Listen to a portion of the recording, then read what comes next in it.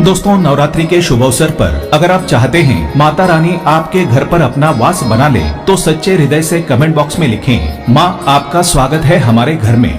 माँ के लिए एक लाइक तो बनता है। अब आइए जानते हैं नवरात्रि में कौन सा फल खाना आवश्यक है, नवरात्रि में क्या नहीं खाना चाहिए और क्या नहीं पीना चाहिए। आज के इस वीडियो में विस्तार से आपको बताएंगे, तो वीडियो को पूरा जरूर देखें। दोस्तों, शास्त्रों में बताए गए व्रत चाहे किसी भी प्रकार के क्यों न हो, उनसे जुड़े नियमों का पालन करना अति आवश्यक माना जाता है, क्योंकि जो मन के मुताबिक किया जाए वो संघर्ष नहीं कहलाता। कहा जाता है कि मनोकामना को पूर्ण करने के लिए थोड़ा सा संघर्ष यानी कि तपस्या तो करनी ही पड़ती है। इसलिए व्रत को पूर्ण विधि विधान से किया जाना चाहिए, तभी आपको व्रत का पूर्ण लाभ मिल सकता है, आपकी सभी मनोकामना पूर्ण हो जाती है। इसलिए हर शास्त्र यही कहता है कि सच्चे दिल से अगर आपके मन में ईश्वर के प्रति श्रद्धा हो तो बिना पूजा पाठ के ही सारा फल मिल जाता है। और अगर मन में ईश्वर के प्रति शंका हो तो उस मनुष्य को कई जन्मों तक सुख नहीं मिलता। भगवत गीता में भगवान कृष्ण ने स्वयं कहा था कि जो मनुष्य सच्चे हृदय से ईश्वर को पुकारता है, उसका नाता उस शक्ति से जुड़ जाता है जिसे आपने सच्चे हृदय से पुकारा था। इसलिए भगवान भी कहते हैं कि सच्चे हृदय से ईश्वर को पुकारें, तभी वो आपकी हर मनोकामना पूर्ण करते हैं। कई लोग ऐसे हैं जो भगवान के सामने घंटों पूजा पाठ करते हैं, अपना रोना रोते हैं, फिर भी भगवान उनकी नहीं सुनते। दरअसल जब आप सच्चे मन से ईश्वर को पुकारते ही नहीं हैं, तो भला वो आपकी पुकार कैसे सुनेंगे। दोस्तों, ये तो थी वो बातें जो भक्त और भगवान के बीच की है। अब हम जानते हैं नवरात्र के दौरान क्या नहीं खाना चाहिए, क्या नहीं पीना चाहिए और कौन सा फल खाने से व्रत संपूर्ण और सफल हो जाता है। लेकिन उससे पहले आपसे रिक्वेस्ट करते हैं कि वीडियो को लाइक जरूर करिएगा, दोस्तों को शेयर कर दीजिएगा, और अगर आपने अभी तक चैनल को सब्सक्राइब नहीं किया है तो चैनल को सब्सक्राइब करके बेल आइकन जरूर दबाइएगा। दोस्तों, नवरात्रि के दिन सेब जरूर खाना चाहिए। शास्त्रों में बताया जाता है कि भगवान के भोग में सेब आदि जरूर अर्पित किए जाते हैं। अगर आप व्रत रख रहे हैं तो आपको सेब जरूर खाना चाहिए। इसके अलावा केला, पपीता, तरबूज और मीठे अंगूर भी जरूर खाने चाहिए। इन फलों से व्रतधारी को शक्ति मिलती है और व्रत सफल संपूर्ण हो जाता है। शास्त्रों में बताया जाता है कि नवरात्रों के दिनों में सीताफल जरूर खाना चाहिए। सीताफल खाने से 10 ऐसी बीमारियां हैं जो खत्म हो जाती है। माना जाता है कि नवरात्र के दिनों में सीताफल का घर में प्रवेश होना बड़ा ही शुभकारक होता है। सीताफल खाने से नवरात्रि का व्रत सफल हो जाता है, क्योंकि इसमें माता सीता का आशीर्वाद मिला हुआ होता है। नवरात्रि के दौरान इसे जो भी खाता है उसे दुखों का सामना नहीं करना पड़ता। तो नवरात्रि पर सीताफल आपको जरूर खाना चाहिए। नवरात्रि में देवी दुर्गा के उपासक को नींबू और कटहल ना तो खाना चाहिए और ना ही इसे काटना चाहिए। दोस्तों, नवरात्रि में व्रतधारी को डब्बा बंद लस्सी, डब्बा बंद जूस आदि नहीं पीने चाहिए। उसमें कई केमिकल मिले होते हैं जिसके कारण आपका व्रत टूट सकता है। जब भी आप फलों का जूस पिएं तो याद रखें उसमें नमक ना डालें, नहीं तो व्रत टूट जाएगा। साथ ही साथ जूस में बर्फ भी नहीं डालना चाहिए। फलों का सादा जूस पीने से व्रत सफल होता है। दोस्तों, नवरात्रि के दौरान सिंघाड़े का आटा या कुट्टू का आटा खाने से पहले ये देख लें कि आटा पुराना नहीं होना चाहिए, क्योंकि पुराने आटे में कीड़े वगैरह पड़ जाते हैं जिसके कारण आपका व्रत टूट सकता है। क्योंकि ये छोटे छोटे कीड़े हमें दिखाई नहीं देते और आपके मुंह में पहुंच जाते हैं। ऐसा आटा खाना मतलब कीड़े मकोड़ों का मांस खाने के बराबर माना गया है। दोस्तों, नवरात्रि के दौरान आप शाम के समय खाने में दही ले सकते हैं, आलू वगैरह खा सकते हैं, साबूदाने की टिकिया बनाकर खा सकते हैं, साबूदाने के और आलू के पापड़ भी खा सकते हैं। कई सब्जियां तो ऐसी हैं जो नवरात्रि के दौरान भोजन में शामिल कर सकते हैं। इससे आपको ऊर्जा मिलेगी और व्रत सफल हो जाएगा। नवरात्रि के दौरान आप दूध पी सकते हैं जो आपको ताकत देगा।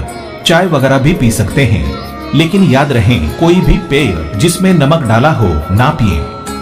दोस्तों, एक बात का विशेष ध्यान रखें, व्रतधारी को पेट भर यानी गले तक भोजन नहीं करना चाहिए, नहीं तो व्रत रखने का कोई भी फायदा नहीं होगा। थोड़ा थोड़ा खा सकते हैं। कई लोग भूख मिटाने के लिए तंबाकू चबाते हैं। ये गलती व्रत के दौरान बिल्कुल ना करें, व्यसन से व्रत खंडित होता है। दोस्तों, नवरात्रि के 9 दिन आदिशक्ति माँ दुर्गा को समर्पित होते हैं। नवरात्रि के 9 दिन माता रानी के 9 अलग अलग स्वरूपों का पूजन किया जाता है। नवरात्रि के 9 दिनों में माता रानी को अलग अलग स्वरूप के अनुसार अलग अलग पुष्प और अलग अलग भोग अर्पित किए जाते हैं। लेकिन क्या आप जानते हैं कुछ ऐसी वस्तुएं हैं जिन्हें नवरात्रि के दौरान भूलकर भी माता रानी को अर्पित नहीं करना चाहिए। अगर इन वस्तुओं को आप गलती से भी माता रानी को अर्पित कर देते हैं तो आपको व्रत और पूजन का पूर्ण लाभ नहीं मिलेगा। इसलिए माता रानी की कृपा प्राप्त करने के लिए आपको ये जानना अति आवश्यक है कि वो कौन सी ऐसी वस्तुएं हैं जो माता रानी के पूजन में भूलकर भी इस्तेमाल नहीं करनी चाहिए। तो आइए माँ का जयकारा लगाते हुए इन बातों को जानते हैं। नंबर 1, नवरात्रि के दौरान शादीशुदा महिलाओं को सफेद कपड़े पहनकर पूजा पाठ नहीं करना चाहिए। उन्हें काले कपड़े भी नहीं पहनने चाहिए। इससे पूजा व्रत आदि खंडित हो जाते हैं। माता की चौकी जब आप लगाएं तो उसके नीचे कागज नहीं लगाना चाहिए। माता की चौकी हमेशा लाल कपड़ा बिछाकर ही सजानी चाहिए, क्योंकि ये समृद्धि और अच्छे भाग्य का प्रतीक माना जाता है। लाल रंग शरीर में ऊर्जा का संचार करता है और ये हमारे कार्य करने की क्षमता को भी बढ़ाता है। हमेशा याद रहें, नवरात्रों के 9 दिनों में व्रतधारी को अपना आसन माँ की चौकी के आगे ही लगाना चाहिए और वहीं पर आपको सोना चाहिए। मंदिर को नवरात्रों के दौरान अकेला नहीं छोड़ा जाता। इसे बहुत ही अशुभ माना जाता है। इससे दुर्गा माता नाराज हो जाती है और हमेशा के लिए चली जाती है। नंबर 2, नारियल। हिंदू धर्म में नारियल को समृद्धि, धन, श्रद्धा और सम्मान का सूचक माना जाता है। नारियल को श्रीफल भी कहा जाता है। नारियल को सुख समृद्धि में वृद्धि करने वाला माना जाता है। नारियल का हर मांगलिक कार्य में विशेष महत्व होता है।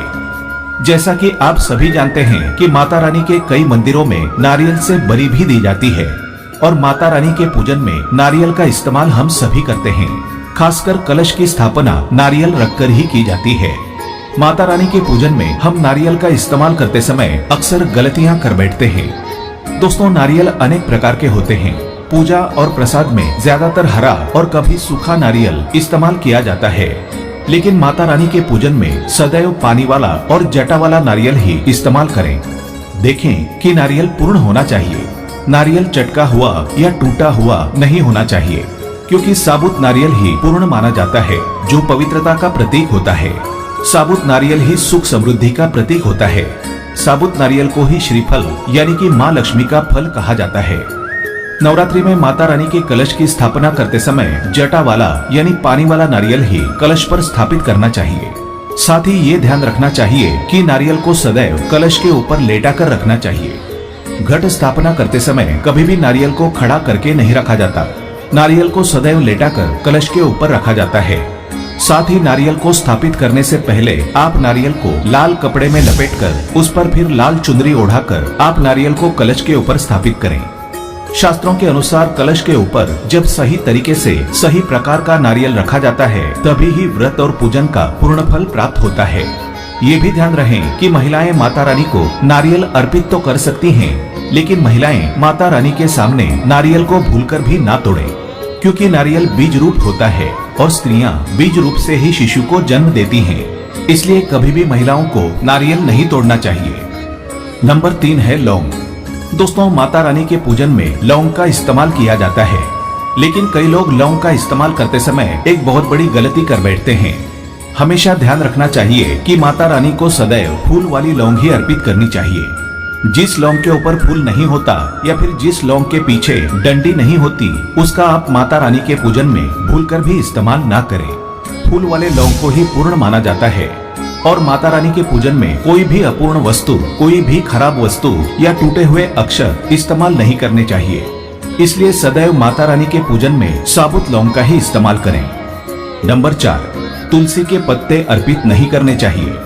माँ दुर्गा के पूजन में तुलसी पत्र का इस्तेमाल करना वर्जित माना जाता है।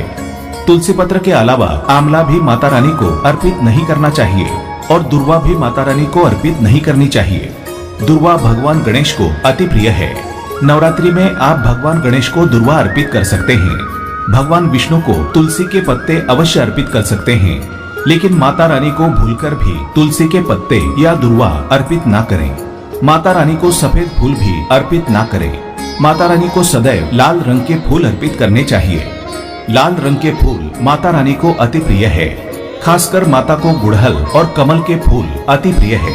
ध्यान रखें कि नवरात्र अनुष्ठान में शास्त्रों के अनुसार कनेर, धतूरा और मदार के फूल वर्जित होते हैं। शास्त्रों में बताया जाता है कि घर में माता रानी की 2 या 3 मूर्तियां या फोटो नहीं होने चाहिए। इस बात का भी आप विशेष ध्यान रखें कि माता रानी के पूजन में किसी भी खंडित चीज का इस्तेमाल ना करें, जैसे कि चटका हुआ या टूटा हुआ दीपक या फिर चटका हुआ कोई बर्तन।